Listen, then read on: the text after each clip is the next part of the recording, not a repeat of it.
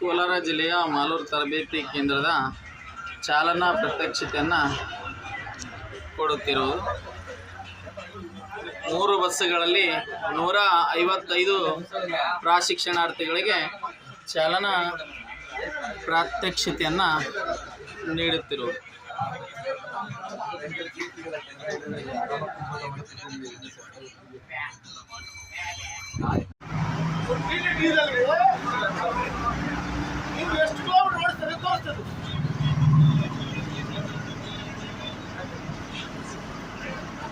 ಹೋಗ್ತಿರಲ್ಲ ಕೈಯಲ್ಲಿ diesel ಬರಿಲ್ಲ 3 kilometre 4 kilometre ಒಂದು ನೀರು ಕುಡಿಸಿದ್ರೆ ಅವ್ರು ಮತ್ತೆ ಇಲ್ಲಿ ಕಳಿಸ್ತಾರೆ.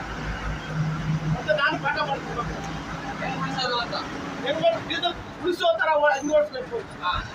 ಈಗ ಇವ್ರಿಗೆ ಸರ್ ನೀವು ಟ್ರೈನರ್ ಪಾಠ ನೋಡ್ಕೊಂತೀವಿ ಹೆಂಗೆ ಅಂತ ನೋಡಕ್ ಗೊತ್ತಾಗುತ್ತೆ. ನಾವು ಹಿಂದೆಯಿಂದ ಈಗ ಹೇಳ್ತೀರಲ್ಲ ಗೊತ್ತಾಗುತ್ತೆ. ಅವಾಗ ಸಿಗ್ನಲ್ ಹಾಕಿ ಕರ್ಕೊಂಡು ಹೋಗ್ತೀವಿ.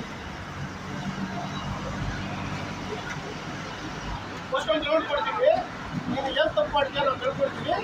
ಸೆಕೆಂಡ್ ರೌಂಡ್ ಕೊಡ್ತೀವಿ, ಆವಾಗ ನೀವು ಆ ತಪ್ಪು ಮಾಡಿದ್ರೆ ನಾವು ಹೇಳ್ತೀವಿ.